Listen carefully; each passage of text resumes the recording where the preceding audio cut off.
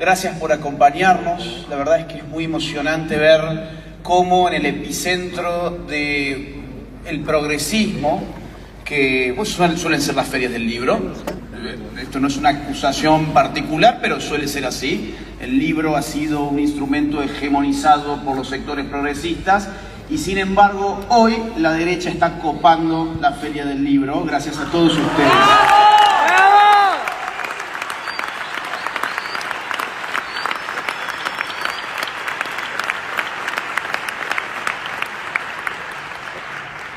Y también la tienen que copar el sábado.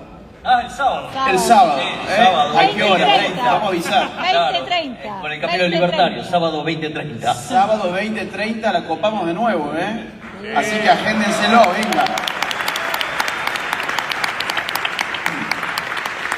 Miren, Aparte viene Viviana Canosa. además viene Viviana.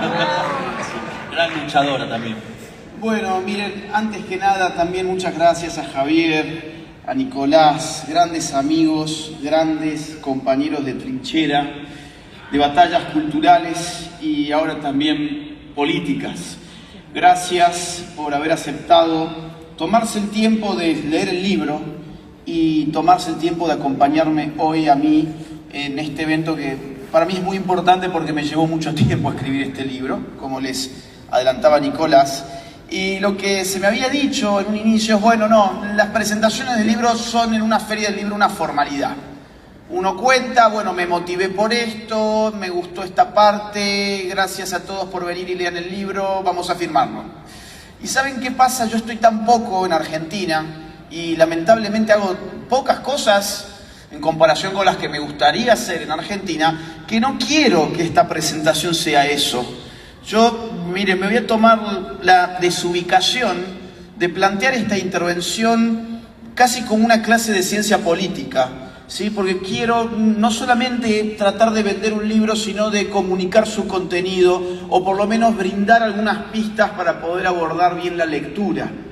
Yo no voy a hablar evidentemente de los 6 capítulos del libro, voy a hablar un poco del primero y un poquito del último. Es decir, voy a tratar de conceptualizar la batalla cultural y voy a tratar de aplicar eso a un fenómeno que entiendo que está surgiendo en muchos lugares del mundo y que podemos ponerle el nombre que ustedes quieran ponerle, pero yo le puse nueva derecha.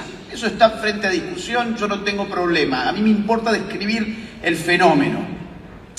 Claro, yo desde el año 2013 más o menos empecé a notar que muchos sectores de lo que podríamos llamar las derechas, porque no existe la derecha ni existe la izquierda, existen las izquierdas y las derechas, ocurría que empezaban las derechas a hablar de batallas culturales.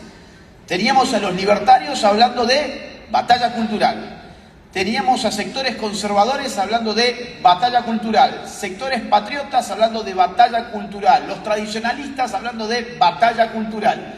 Y yo me preguntaba, está excelente el término, es gramsciano además, y uno tiene que aprender de aquellos que aprendieron de su propia derrota, porque Gramsci fue un pensador del fracaso, igual que la escuela de Frankfurt fueron pensadores del fracaso, y si nosotros hemos fracasado, como yo coincido con el diagnóstico de Javier, hemos fracasado, pero la política es una dimensión contingente, es decir, las cosas pueden cambiar.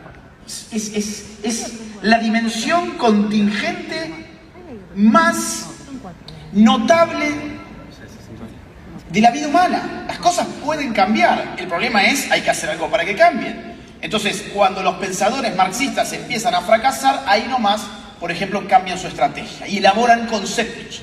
Porque el concepto te permite pensar. El hombre es un animal que piensa a través de las palabras y las palabras son fundamentales. Ahora, yo necesito saber qué significan esas palabras para saber qué estoy haciendo. ¿Qué significa la batalla cultural? Imagínense ustedes que a mí me dicen, vamos a jugar al fútbol. Sí, vamos a jugar al fútbol. Llegamos todos a una cancha de fútbol. Bueno, ¿y qué es el fútbol? ¿Cómo vamos a jugar al fútbol si no sabemos qué es el fútbol? ¿Cómo vamos a dar la batalla cultural si no sabemos qué es la batalla cultural? Eso fue lo que me motivó a mí a empezar a pensar e indexar, digamos así, este libro ya en el año 2014. El título estaba puesto desde entonces, varió mucho su contenido, tuve que ir frenando su trabajo, es decir, fue un trabajo muy interrumpido, ¿sí? Son muchos años pero interrumpidos. Y después la pandemia me ayudó a liberar muchos compromisos de viajes y a acelerar y poder concluir esta obra. Yo quiero entonces empezar con 2 o 3 apuntes sobre el primer capítulo del libro que precisamente plantea el problema conceptual. Insisto, importa esto, porque sobre tu definición de batalla cultural se va a desplegar tu acción de batalla cultural. ¿Qué es? Vamos a ver, esto chicos no me está funcionando. Si me pueden ayudar, si no. Igualmente esto es ilustrativo, ¿sí? ¿Qué es la batalla cultural? Amerita una definición, una caracterización de qué es la cultura. Batalla cultural son 2 términos, ¿ok? ¿Y qué es la cultura? La cultura es un término dificilísimo pero usadísimo. Lo usamos a menudo para decir muchos tipos de cosas muy distintas entre sí. Pensamos que sabemos, pero cuando nos preguntan qué significa ya no sabemos. Eso le pasaba a San Agustín con el tiempo. San Agustín decía algo más o menos así sobre el tiempo. Cuando no me preguntan qué es el tiempo, sé que es el tiempo, pero cuando me lo preguntan, ya no lo sé. ¿Qué es el tiempo? Hablo todo el tiempo del tiempo. Tengo tiempo para esto. ¿Cuánto tiempo dura aquello? ¿Qué hago en mi tiempo libre? Todos sabemos qué es el tiempo, pero a ver, definímelo. Está difícil. Con la cultura pasa lo mismo. Yo cito un libro de Oxford donde se compilan más de 200 definiciones de cultura. Yo me he tomado el trabajo de decir, bueno, acá hay en verdad 3 grandes acepciones, ¿sí? Vamos una y otra, por favor, si me ayudan con... A ver, ahí está. Hay 3 grandes acepciones, hay 3 grandes conjuntos de definiciones de cultura. La palabra cultura empieza a utilizarse con frecuencia en el marco de la filosofía ilustrada. Estamos hablando del siglo XVIII. Cultura remite en ese contexto al cultivo, viene de colere. La agricultura, ¿qué es? Es el esfuerzo que hacemos sobre la tierra para que rinda fruto. ¿Y qué es la cultura? Bueno, la cultura es el esfuerzo que hacemos sobre el espíritu humano para desarrollar sus facultades, su inteligencia, su voluntad, sus formas, su gusto. Para los ilustrados, para Kant, por ejemplo, la cultura constituía una jerarquía. Hay personas más cultas que otras, sí, porque han desarrollado mejor esas facultades, se han cultivado mejor, de la misma forma que hay una mejor cosecha que otra. Esa acepción de cultura, que ya tiene sus siglos, la seguimos usando hoy. Por ejemplo, cuando decimos Juancito es muy culto, nos imaginamos a Juancito leyéndose los libros de Javier Milei y de Nicolás Márquez, por ejemplo, ¿no? Nos imaginamos un tipo que está comprometido con el desarrollo de su inteligencia, por ejemplo. Y cuando decimos Pedrito es muy inculto, bueno, nos imaginamos a un tipo que está a las 24 horas jugando al PlayStation, ¿no? Ahí, acabando su vida en un videojuego. Ahora, en el siglo XIX, ¿yo qué les quiero mostrar? Que llega hasta el día de hoy esto. En el siglo XIX, la antropología empírica va a traernos una noción muy distinta de cultura. ¿Quiénes son los antropólogos? Son esos tipos, generalmente de Europa en ese contexto, que salen a explorar sociedades primitivas, exóticas incluso. Y empiezan a ver, mirá, estos tipos tienen otros hábitos, otras costumbres, otras creencias, otro arte, otra arquitectura. Todo esto es muy distinto. Bueno, vamos a llamarle cultura a todo aquello que no depende de una herencia biológica. Todo aquello que no está dado por naturaleza y está hecho por el hombre, vamos a empezar a llamarlo cultura, y la sociología toma esa acepción de cultura. Esto hoy lo seguimos utilizando. Piensen ustedes en la ideología de género. Cuando te dicen, no, bueno, a ver, la sexualidad es una construcción cultural. ¿Qué te están diciendo? La sexualidad no tiene ninguna base biológica, sino que depende de un sistema cultural que la construye, pero la cultura es a su vez construida. Entonces, fíjense cómo esa acepción también llega a nuestro lenguaje cotidiano, sin que nos percatemos de ello. Y en tercer lugar, hay una acepción estética que refiere a los productos de la expresividad humana. Una pintura, un cuadro, un monumento, una obra de arte, una escultura, arquitectura, una pieza musical también. Imagínense ustedes que yo les digo, quiero que me lleven a un paseo cultural. Ustedes no me van a llevar a una verdulería.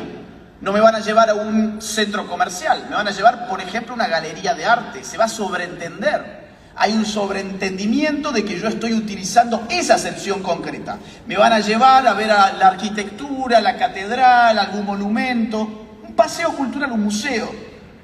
Entonces fíjense cómo tenemos tres acepciones distintas, pero las utilizamos con una misma palabra. Y sin embargo, en estas tres acepciones, y esto es lo más difícil de la conferencia, si podemos superar esta dificultad, ya estamos metidos en batalla cultural.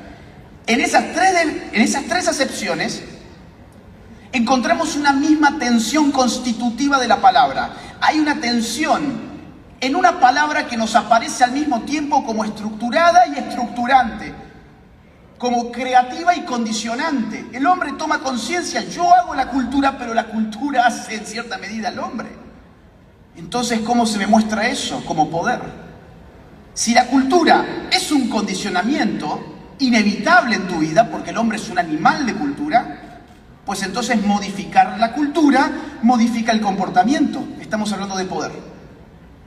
El mundo moderno descubrió eso, a diferencia del premoderno, que la cultura estaba dada automáticamente. El mundo moderno dice, esto es maleable, yo puedo cambiar valores, yo puedo cambiar normas, yo puedo cambiar las creencias, los mitos, los ritos, la historia, y genero ¿qué? Un tipo de control social distinto. Ustedes piensen el poder en estos términos, como la probabilidad de imponer mi voluntad sobre otro. Yo aumento esa probabilidad de acuerdo al tipo de fuente de poder que yo utilice. Vamos a suponer, tengo acá un arma, perdón Karina que te ponga como ejemplo, pero te tengo al frente justo. Digo, yo quiero que Karina Milei haga esto, y Karina está desarmada. Impongo mi voluntad, aumento mi probabilidad de que Karina cumpla mi deseo de hacer X. ¿Por qué? Porque yo estoy armado y ella no. Ella quiere conservar su vida. Yo tengo un poder armado sobre ella. O yo bien puedo decir, mira, Karina, ¿sabes qué? Tengo acá $100.000 y quiero que hagas X. Yo estoy aumentando mi probabilidad. No digo que ella lo vaya a hacer o no, ella puede morir, por ejemplo. Vamos a suponer, por Dios, ¿no? Yo quiero que blasfeme y ella tiene mucha fe. Bueno, ella está dispuesta, digamos, yo no pude cruzar eso. No, igual una nota de color, a las valijas ya les ganamos.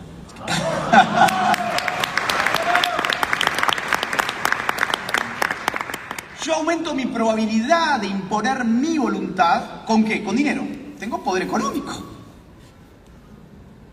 Ahora yo puedo ser más sutil y yo puedo manipular la conducta de Karina modificando su entorno cultural. La bombardeo mediáticamente, la bombardeo desde la universidad, desde los colegios, la bombardeo desde los libros, hegemonizo la cultura, cambié su condición cultural y cambió su comportamiento. ¿Cuál es la forma más poderosa del poder? Esta última. ¿Por qué? Porque no se nota. El poder es más poderoso cuanto menos se nota. El poder es más poderoso no cuando te pone una pistola en la cabeza porque vos sabés que estás siendo oprimido. El poder es poderoso cuando no se nota, cuando te acaricia, cuando te incluye. Entonces, cuando se entiende esto, ya empieza a entenderse por qué la cultura importa tanto, porque es el mecanismo más aceitado del poder en nuestro mundo contemporáneo, para cuya estructuración depende de un hinchazón cultural sin precedente en la historia humana. Hoy todo es cultura. La cultura fluye a través de redes sociales, a través de las pantallas, a través de internet, a través de los medios de comunicación. Nunca hemos estado tan sujetos a un mundo enteramente cultural, hasta tal punto que hemos negado nuestra naturaleza y queremos salvar la otra. Es paradójico. Hemos negado la naturaleza humana, pero queremos salvar la Pachamama. Queremos rendirle pleitesía a Greta Thunberg. Entonces la batalla cultural va del poder.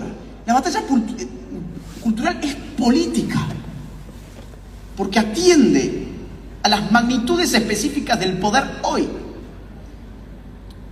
La batalla cultural tiene tres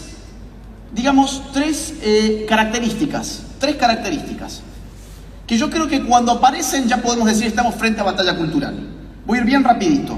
Primera característica, el medio y el fin coinciden. Y el medio y el fin se llaman cultura. Claro, ¿cuál es el fin de la batalla cultural? Pues la cultura. El dominio de elementos culturales. ¿Cuáles son esos elementos culturales? Bueno, creencias, normas, costumbres, historias, ritos, lenguaje. Esto lo saben perfectamente nuestros adversarios, por eso están tan desesperados por incluso modificar el lenguaje. La batalla cultural va a esos puntos, pero no lo hace con un arma ni comprando necesariamente, como habíamos dicho recién. Lo hace a través de los vehículos culturales. ¿Cuáles son los vehículos culturales? Los hemos mencionado también. Medios de comunicación, redes sociales, escuelas, universidades, think tanks, iglesias, familias, los vehículos de la socialización primaria, secundaria, donde la cultura se crea y se reproduce o se niega. Entonces, en la batalla cultural, fin y medio coinciden. Yo quiero dominar la cultura a través de la cultura. Yo quiero dar un combate sobre la cultura con cultura, no con armas. Porque eso sería ya una batalla armada, muy distinto. Segundo punto, en una batalla cultural se juega un fin de magnitud, un cambio de paradigma, hay un conflicto de magnitud. Claro, podemos decir, hay una cierta rivalidad en todos los países entre la capital federal y la gente del interior, por el acento, por las normas, por las costumbres. Sí, pero eso no es una batalla cultural. Ah, pero hay un conflicto cultural, sí, pero no es de magnitud. De ese conflicto no depende el poder. Ah, pero también hubo un conflicto entre la música electrónica y el rock. Y eso es un conflicto cultural. Sí, es un conflicto cultural, pero no es un conflicto, digamos, que tenga consecuencias sociopolíticas. Por lo tanto, ahí no hay una batalla cultural. Y en tercer lugar, la batalla cultural tiene siempre un componente de conciencia. ¿Qué significa esto? Que dar una batalla cultural es saberse dándola. Dar una batalla cultural es saberse dándola. Yo no la doy así, digamos, en el vacío. Yo tengo una estrategia, tengo tácticas, hay liderazgos, hay plazos. Piensen ustedes en la Agenda 2030 de la ONU. Eso es batalla cultural pura y dura. ¿Cuándo la escribieron? En el año 2017. ¿Por qué se llama 2030? Porque es el plan de ingeniería política, económica y cultural que tiene Naciones Unidas para cumplirse más tarde, según ellos, en el año 2030. Hay plazos, hay un plan, hay un proyecto. Si estos tres elementos aparecen, podemos hablar de batalla cultural. Esa es la propuesta del libro. Vamos a la próxima. Vamos a la próxima, por favor, porque ahora me voy a meter voy a hacer un análisis muy rápido, ¿sí? Porque no quiero tampoco agotar con el tiempo, pero voy a hacer... Ok, miren, algo Javier adelantó. ¿Qué ha pasado con las izquierdas y las derechas en la batalla cultural? La verdad es que las izquierdas lo han entendido hace más o menos un siglo. Gramsci, estamos hablando de sus cuadernos de la cárcel a fines de la década del 20, del siglo pasado. ¿Sí? Nosotros estamos hablando hoy acá, esto en el año 2022. Pero no importa, es decir, llegamos, empezamos. ¿Qué es la izquierda? ¿Qué es la derecha? Término dificilísimo en la filosofía política. Dificilísimo. Yo creo que la mejor forma para entender esto, y es la propuesta del libro, es la siguiente.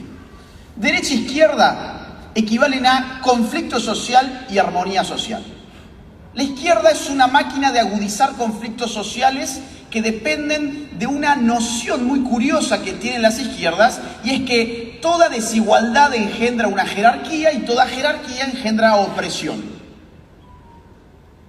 Y la derecha que dice, no, oiga, a ver, primero que nada, no toda desigualdad engendra una jerarquía, y en segundo lugar, no toda jerarquía es una opresión. La jerarquía puede estar al servicio orgánicamente de esa misma relación social. Ejemplo, un padre y su hijo. ¿Hay poder ahí? Sí, claro.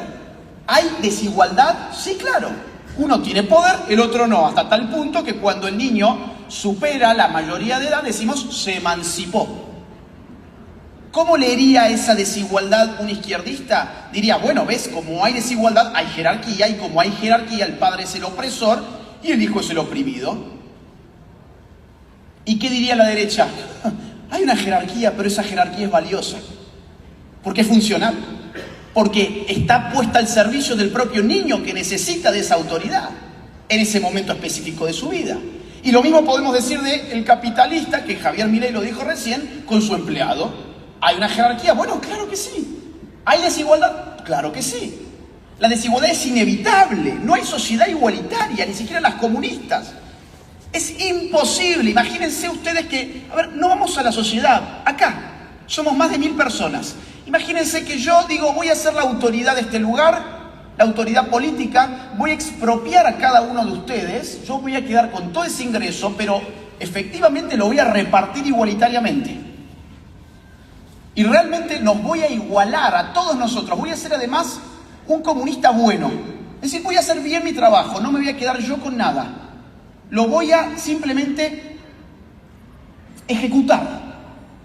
Y cada uno de ustedes va a salir hoy con el mismo dinero que el que tienen al lado, en el bolsillo. Basta 5 minutos para que esa relación igualitaria se desplome. Se desploma. ¿Por qué? Bueno, porque capaz alguno de ustedes fue y lo invirtió, otro compró bitcoins, otro se jugó todo al negro en la ruleta, otro pagó sus cuentas, otro salió a cenar con la familia. O sea, las decisiones libres generan desigualdad. Y no toda desigualdad genera una jerarquía. Y aun cuando la genera, no toda jerarquía significa opresión. Pero la izquierda dice, aquí hay una desigualdad, yo puedo suponer ya una jerarquía y esa jerarquía puedo meter la cizaña. Hombres y mujeres somos desiguales, meto mi cizaña. Homosexuales y heterosexuales, meto mi cizaña. Indígenas contra el hombre blanco europeo colonizador, meto mi cizaña. Constantemente, ahora hasta con gordos y flacos. La gordofobia, empiezan a hablar de eso. Es una locura. Y acá en Argentina están queriendo meter ahora el asunto racial.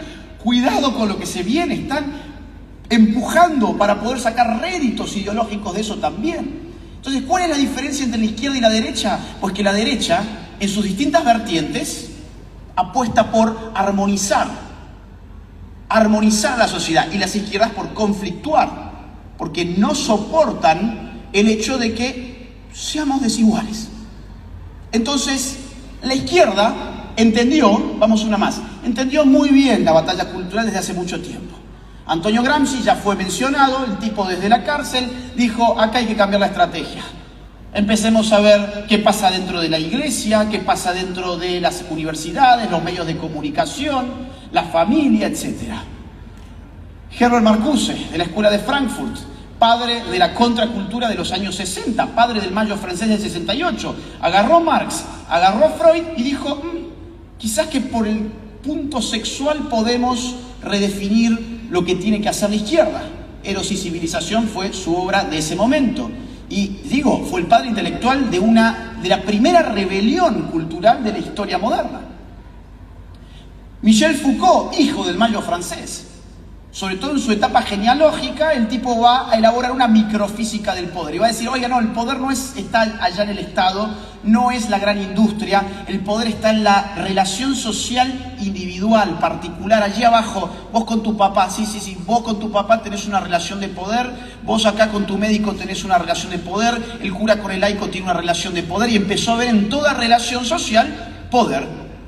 Porque toda relación social implicaba una desigualdad y había allí una opresión. Hoy Foucault es el ídolo de la progresía contemporánea. ¿Y qué hizo? Conflictuó culturalmente ciertas relaciones sociales. Entonces ellos lo saben desde hace tiempo, tanto que las fotos están en blanco y negro. Vamos a la próxima. Y las derechas, yo creo que han sufrido dos patologías políticas. En el caso de la derecha liberal, en general, se ha caído en, vamos a la próxima, lo que se llama economicismo, que Javier ya lo mencionó, y es confundir el campo de la política vis a vis con el campo de la cultura, perdón, de la economía. Y es pensar, mientras la economía marche bien, es evidente que el capitalismo funciona, que es bueno y que hay que apoyar un gobierno, digamos, de centro-derecha. Bueno, eso no fue así, eso no ocurrió. No ocurrió, se conflictuó el sistema por otro lado, por la cultura. Y además, vamos a la próxima, más típico de los sectores conservadores fue el religiosismo, que confundieron batalla cultural y política con religión. Y entonces se conflictuaron cuando tenían que marchar los católicos con los evangélicos. Pero entonces, digamos, la batalla cultural no es una gran misa, es un acto político la batalla cultural. Y la política no es el arte de unir a los idénticos, sino los similares. No importa a qué iglesia vayas, importa que estás tirando para el mismo lado. No importa si lo haces por este Dios o por aquel Dios. No, pero a mí sí me importa. Bueno, entonces no estás dando batalla cultural, estás dando una cruzada religiosa. Y eso detuvo en las derechas la batalla cultural. Vamos a la próxima, por favor. Voy a hablar un poquito del escenario actual y vamos a cerrar con esto. Próxima. Miren, el escenario actual es espantoso, ¿sí? Tenemos a un nivel macro lo que hemos llamado globalismo, y hay que entender qué es el globalismo. El globalismo es la nota distintiva de un nuevo orden mundial que se está gestando en este momento y que no tiene al Estado-Nación como autoridad absoluta. El Estado-Nación, el Leviatán, ahora está empezando a responder a un gran Leviatán o a un Leviatán global que empieza a imprimir políticas públicas que terminan siendo virtualmente obligatorias para todos los Estados-Nación. Ejemplo, la pandemia, prácticamente todos los Estados-Nación tuvieron su Ministerio de Salud que no sirvió para nada. A ver, ¿cuál fue el Ministerio de Salud global? La OMS. Un día te decían, mascarilla sí, mascarilla no. Se contagia por el aire, no se contagia por el aire. Las cuarentenas son fabulosas, las cuarentenas no sirven para nada. Se contagia de animales a personas, no se contagia de animales a personas. Y todos los países siguieron una política global, ¿sí? Hay una transferencia sistemática en los últimos años del poder del Estado-Nación, o sea, su soberanía, el concepto de soberanía, a estructuras internacionales. Y el gran problema con esas estructuras internacionales es que ¿cómo las controlás? El Estado todavía, gracias a mecanismos modernos como la Constitución, la democracia representativa, la alternancia en el poder, los valores republicanos de pesos y de división de poderes, los contrapesos republicanos, te permitían tratar de maniatar al Leviatán. Pero dígame cómo aplico toda esa filosofía política moderna a una estructura que no tiene territorio, como la ONU. ¿Cómo hago? ¿Ustedes alguna vez eligieron a alguien de la ONU? ¿Ustedes saben si hay división de poder dentro de la ONU? No, no se puede aplicar, y de ahí vienen gran cantidad de políticas públicas que ya empiezan a presionar, por ejemplo, por salario básico universal. O sea, ya han tomado partido estas estructuras. Y el globalismo está compuesto por muchas agendas de las cuales no voy a hablar ahora, ustedes ya las conocen y ya hemos hablado suficientemente de esto en otras oportunidades. Feminismos, abortismos, ideología de género, etc. Vamos a la próxima. El tema ambientalista está también a flor de piel. Pero ahora me quiero meter rápido en el tema regional. Vamos a la próxima. Estamos viviendo la segunda ola del socialismo del siglo XXI. ¿Sí? Estamos viviendo una segunda oleada socialista en la región. La primera ola del socialismo del siglo XXI nació, como dijo Javier muy bien, con el Foro de Sao Paulo del año 1990. Ellos estaban fracasando y son muy rápidos. Replantearon una estrategia. No podemos contar con el sponsorio de la Unión Soviética. Bueno, creamos nosotros una estructura regional y nos va a ir bien. Y le fue muy bien, ya se dijo. Chávez Maduro en Venezuela, Bachelet en Chile, Lugo en Paraguay, los Kirchner en Argentina, Lula, Dilma en Brasil, Tabaré Vázquez, Pepe Mujica en Uruguay, Correa, Ortega, Evo Morales. Espectacular, le fue espectacular. Ahora, había 4 países importantes en la región que no cayeron en esas garras en ese momento. ¿Cuáles son? México, Perú, Colombia y Chile. Tanto así que 3 de estos países van a crear el grupo de Lima. El grupo de Lima, que empieza a generar un retroceso del Foro de Sao Paulo, y a partir del año 2015 más o menos, esta gente parece que empieza a perder su poder. Vamos a tener la victoria de Macri aquí en Argentina, en Chile poco después habrá la de Piñera, tendremos a un Lula preso, Bolsonaro llega al poder, en Estados Unidos, Donald Trump, en el año 2016. Evo Morales no se puede reelegir, termina incluso haciendo fraude y aparte atentando contra su propia constitución. Lenín Moreno en Ecuador traiciona a Correa, su jefe político, y este último tiene que escapar a Bélgica porque es un corrupto y va a caer preso. Chávez ya se murió, Castro ya se murió, Venezuela es indefendible. Parece que la izquierda retrocede, pero la izquierda se reconvierte muy rápidamente. Es como un ave fénix. Vamos a la próxima. Tanto se reconvirtió que el Grupo de Puebla apareció en julio del año 2019. ¿En dónde? En México. ¿Por qué en México? Porque ahí apareció la esperanza, que fue la victoria de López Obrador en el año 2018. Y dijeron, acá hay otra esperanza, que es un monigote llamado Alberto Fernández, que es un tipo que va a encabezar a la izquierda regional porque ya sabemos que gana la elección. Ya pasaron las PASO, ya sabemos que Macri no tiene oportunidad, este va a ser nuestro Alfil. Y lo ponen como presidente del grupo y empiezan a rearmar esa izquierda con una nueva cara, el Grupo de Puebla. Ya en octubre del año 2019, ese mismo año, tenemos revueltas indígenas en Ecuador tan fuertes que terminan generando la huida del gobierno desde Quito a Guayaquil. Se tuvo que mudar el gobierno a Guayaquil. Una semana más tarde, en Chile, explosión social por un aumento de 4 centavos de dólar del metro. Con lo que nos aumentan acá las cosas, ¿se imaginan si tuviésemos que hacer explosiones sociales aquí?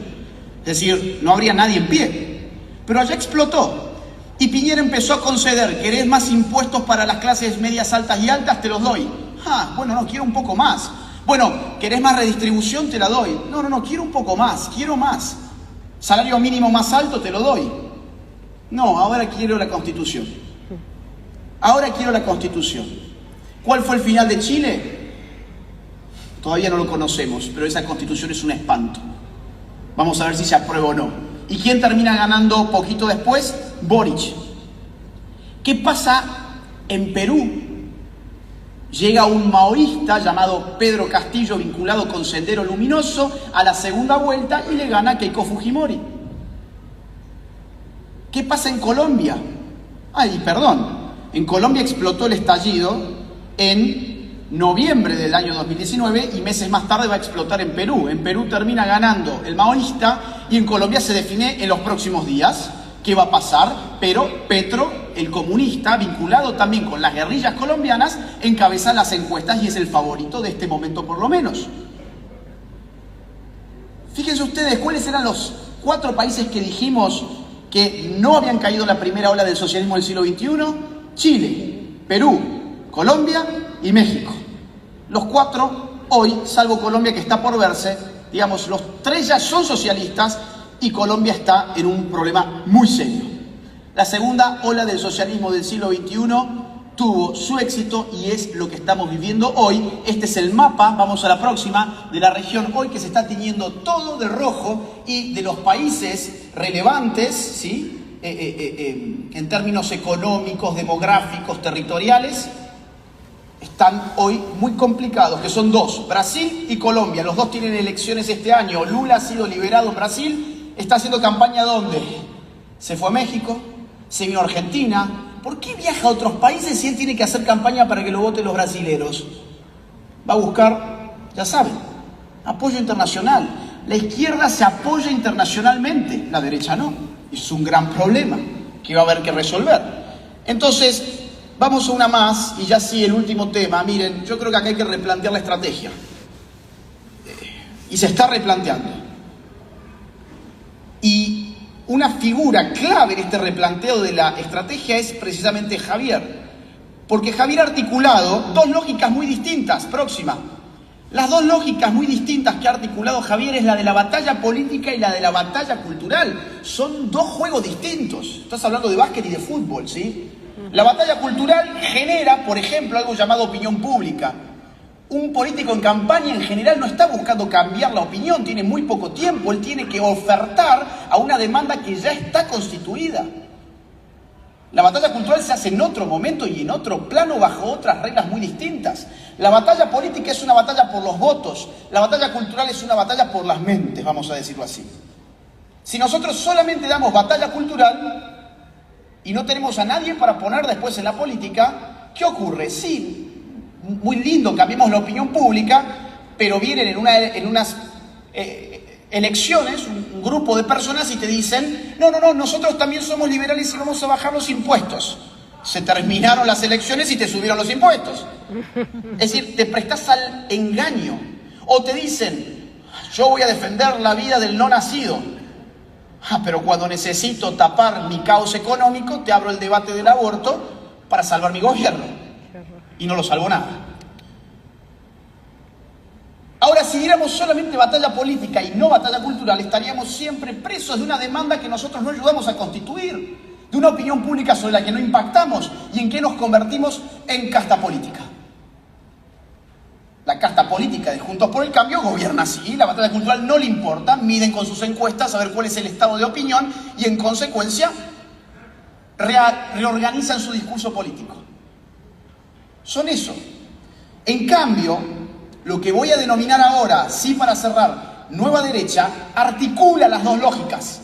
Batalla cultural, batalla política. Hay quienes están para dar la batalla cultural, hay quienes están para dar la batalla política y hay quienes están para dar ambas, como el caso de Javier, que de hecho da un salto de la batalla cultural a la batalla política.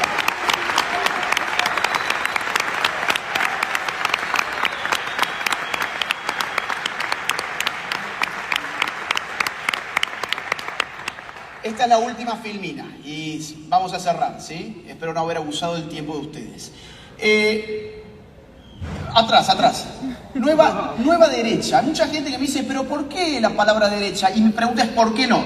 Exacto. Es decir, ¿por qué los izquierdistas pueden ir con la frente en alto diciendo yo soy de izquierdas y la derecha está todo el tiempo buscando excusas? Ay, no, es que el mundo es muy complejo para explicarlo en términos de dos categorías. Precisamente porque el mundo es muy complejo, necesitamos simplificarlo en dos categorías que son de uso frecuente y amplio en la sociedad para comprender al menos aproximadamente la oferta de ideologías políticas.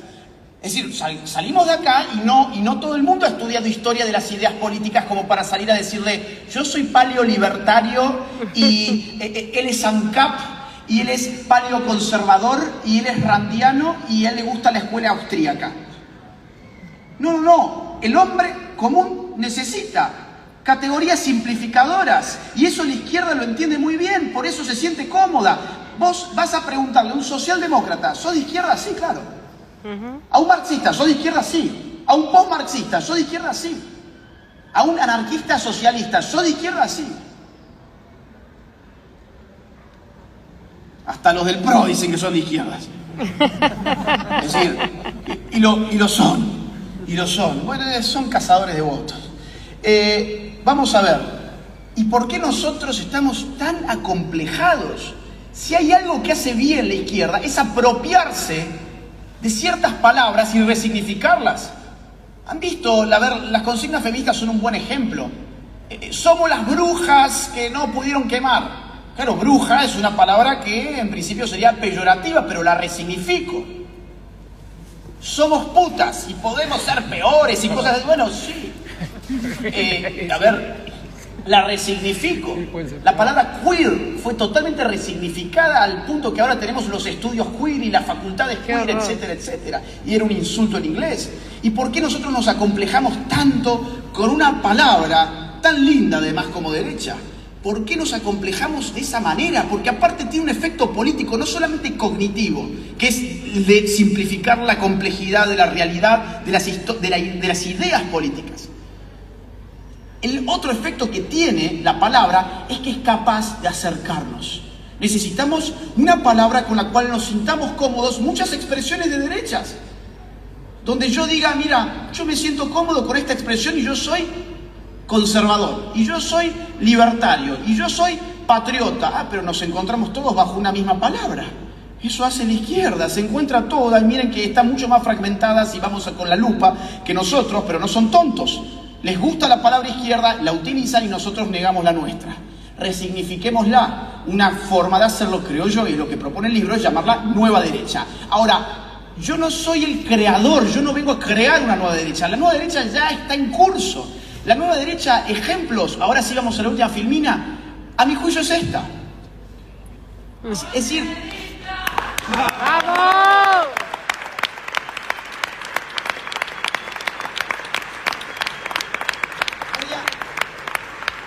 Voy a mencionar algunas particularidades muy rápidas, ¿sí? Toda esta gente tiene algo en común. Varias cosas en común. Primero que nada, a ver, por si no los conocen, Abascal, de Vox, Bolsonaro, de Brasil, Trump en los Estados Unidos, el señor que está acá sentado, José Antonio Kast, en Chile, y podríamos haber agregado quizás a Rafael López Aliaga en Perú. Claro, son distintos tipos de derechas, pero cuando uno pone la lupa y se fija quiénes están acá adentro, te empezás a encontrar libertarios, no progresistas, conservadores, no inmovilistas y patriotas no estatistas. En distintas proporciones, yo no voy a decir que es una mezcla perfecta, pero cuando uno hace la lupa encuentra, primero que nada, una articulación entre esos sectores. Y cuidado, una articulación no es lo mismo que una alianza.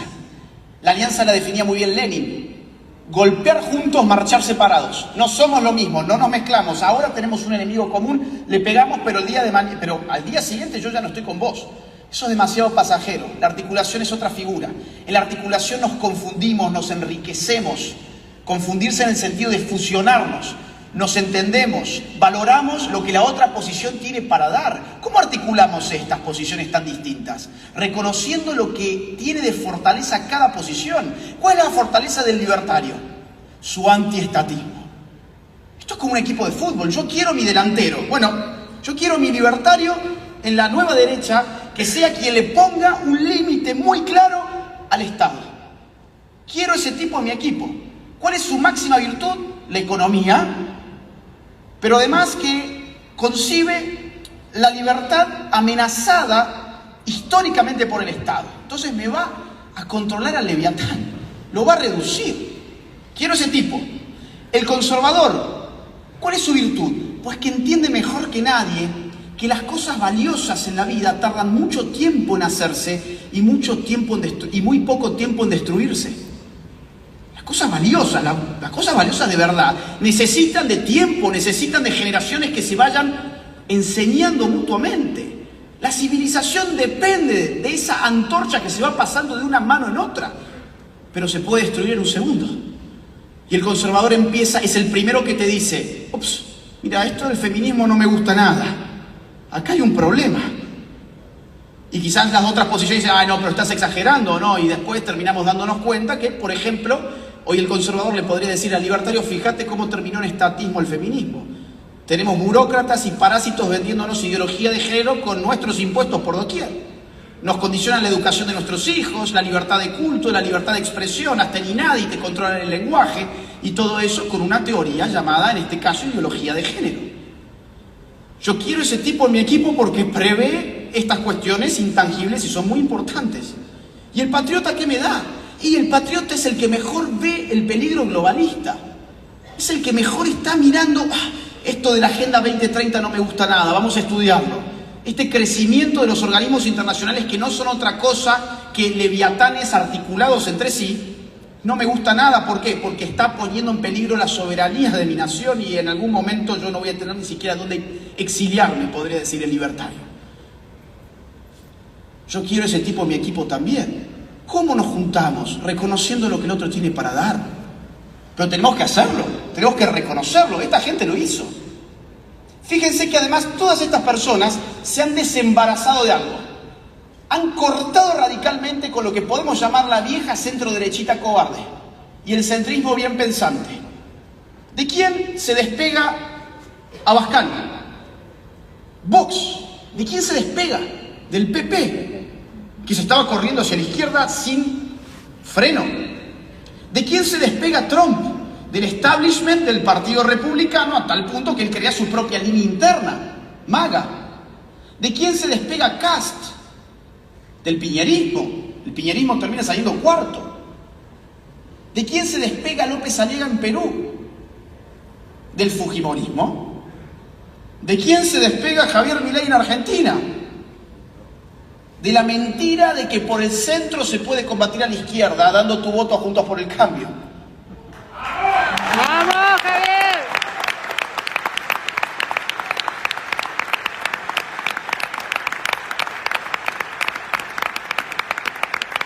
Entonces, estas nuevas derechas son nuevas porque ameritan no solamente un asco acumulado por las izquierdas, sino también por el centro y por el centro-derechismo políticamente correcto, progresista y globalista.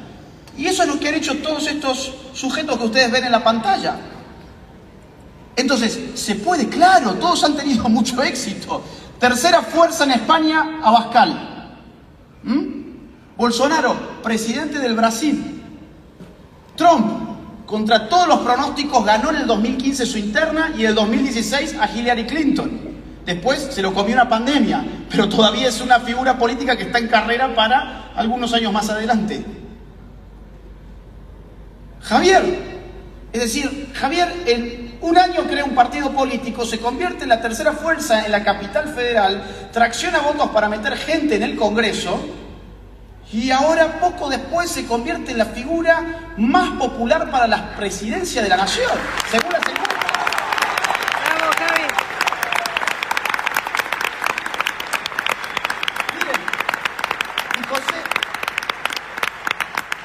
Y José Antonio Cast no aparecía en las encuestas. Y en un contexto tan difícil como el de la nueva Constitución chilena, el tipo gana la primera vuelta. Es decir, la gente está pidiendo esto. Hay un espacio político real, de demanda real, para que la derecha, cuando tenga de verdad huevos, aparezca. Y cuando aparece, le va bien. Entonces, ahí hay que apostar.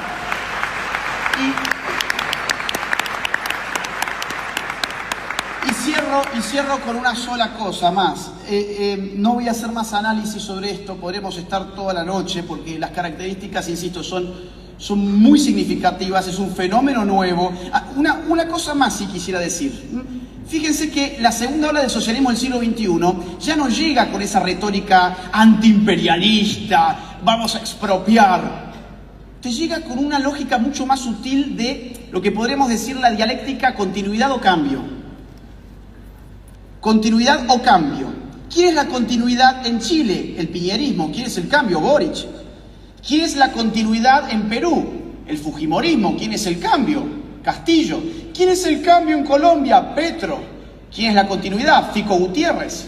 ¿Quién fue la continuidad en México? El PAN, el PRI y el PRD. ¿Quién es el cambio? Morena. López Obrador. La derecha no ha sabido incorporarse en esa dialéctica mostrándose a sí misma como cambio. ¿Por qué? Porque del centro al centro derecha no pueden presentarse como cambio.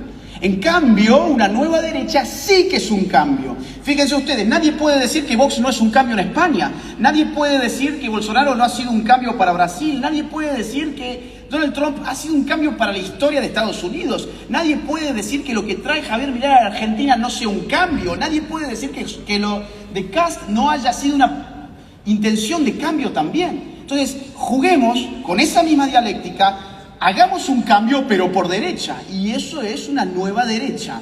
Voy a cerrar con una sola cosa. Miren, el libro, me preguntaron del editorial, ¿a quién se lo dedicás? ¿Para quién va el libro?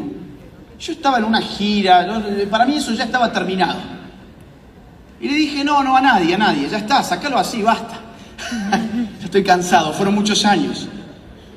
Y de la editorial me dijeron, ok, pero no sé bien por qué a la semana siguiente me vuelven a preguntar lo mismo. No sé si no se percataron de la respuesta o si se confundieron, pero me vuelven a preguntar lo mismo. Yo ya no estaba en la gira y lo repensé y dije, bueno, a ver, ¿a quién se lo dedico? Vieron en la primera página, ¿no? O en la tercera página, por ahí aparece. ¿A quién le dedico el libro? No, a nadie en concreto. Se lo quiero dedicar a un conjunto de personas. A un conjunto de personas que creo que nos identificamos mutuamente. ¿Saben por qué? Porque ese conjunto de personas somos los que estamos resistiendo. Por eso el libro está dedicado a los que están resistiendo. ¿Quiénes son los que resisten? ¡Bravo!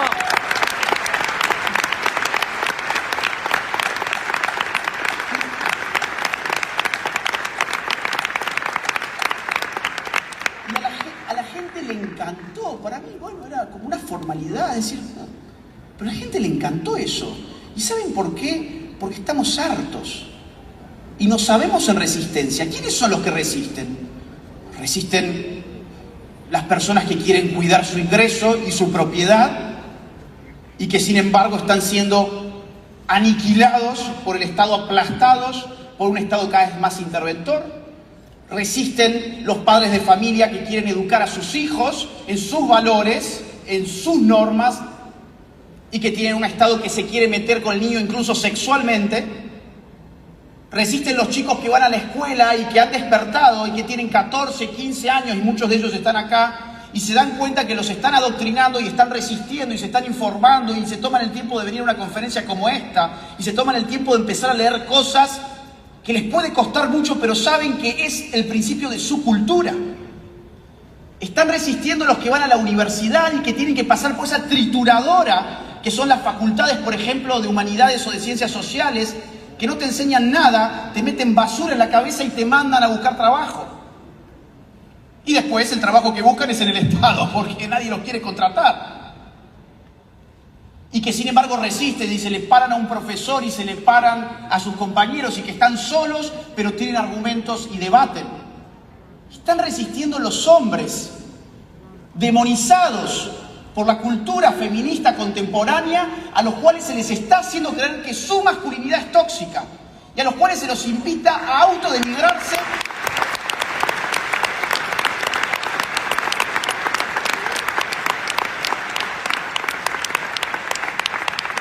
Se los invita a autodenigrarse en cursos para idiotas antipatriarcales que se flagelan entre ellos a ver si ven una teta.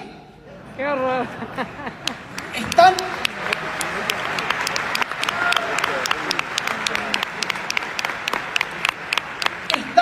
Están resistiendo también las mujeres, que se dan cuenta que el feminismo era un colectivismo. Y se dan cuenta que esas mismas que te decían que te tenías que empoderar, si ya no repetís lo que ellas dicen, sos menos mujer que ellas. Ya no te mereces llamarte mujer.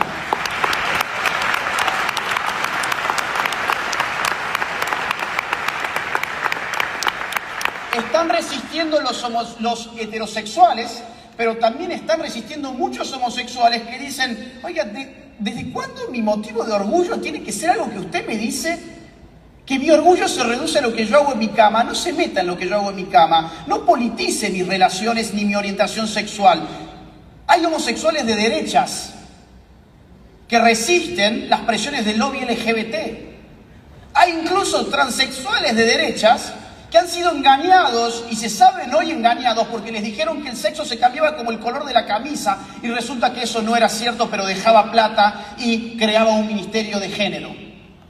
Están resistiendo los creyentes, a los quienes se los pisotea como a nadie. Se les pisotea su fe, se les pisotea sus instituciones, se los ridiculiza a diario. Se atenta contra su objeción de conciencia y contra su libertad de culto. Están en otros países resistiendo los blancos, a los que la Coca-Cola les dice que tienen que dejar de ser tan blancos, pero también los negros, a quienes Joe Biden les dice que son menos negros si no votan por él. Estamos resistiendo, toda esa gente es la que está resistiendo. Está resistiendo esa juventud que se da cuenta que no hay nada de rebelde en repetir lo que te dice Naciones Unidas, todos los partidos desde la izquierda hasta la centro derecha, lo que te dice CNN, lo que te dicen las fundaciones de Soros, Rockefeller, etc. Lo que te dice Hollywood, lo que te dice Netflix. No hay nada de rebelde en eso. ¿Te pensabas que estabas haciendo la revolución? No, sos una pobre pieza de un sistema que está armado para usarte como títere. Y vos que te diste cuenta también estás resistiendo. Para todos esos está dedicado el libro. Y yo quiero cerrar, ahora sí, ya me callo la boca, con un mensaje final. A los jóvenes, sobre todo porque esto está lleno de jóvenes. Chicos, sean mejores que nuestros adversarios. Ser mejor no solamente en tengo mejores intenciones, tengo mejores valores. No, soy mejor porque estoy mejor formado. Porque sé lo que pienso, conozco mis ideas, las aplico y gano en los contextos donde tengo que debatir. Sean mejores que sus adversarios. Entrénense para la batalla cultural, porque va a ser muy larga y muy dura. No tiene límite de tiempo. Sean los mejores, pero ser los mejores no es estar... bueno, a ver, me voy a formar con un videito de TikTok. Me voy a formar con un tweet de 140 caracteres. Ni siquiera con un video de YouTube. Comprométanse con una formación seria. Comprométanse con la cultura. Háganlo por amor propio, como dijo Nicolás, en primer lugar, y después por amor a una causa.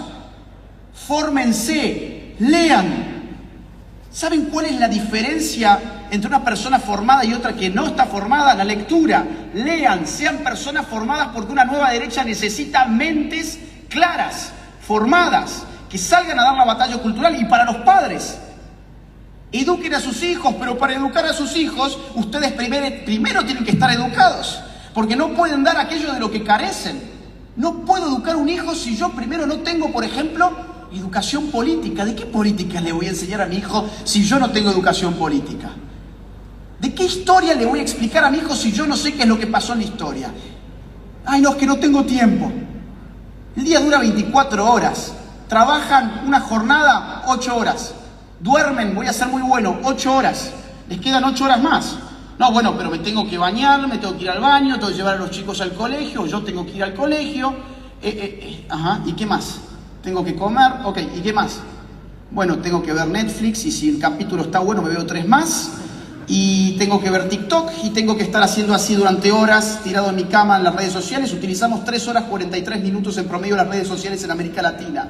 Y me dicen que no tienen tiempo. Organicen su día, fórmense. Necesitamos soldados de batalla cultural formados. Y hoy es muy fácil acceder a los libros. Hoy es muy simple. Esa es la invitación. Vamos a dar esta batalla cultural y vamos a salvar no solo a Argentina, sino al continente. Gracias. ¡Bravo! ¡Bravo!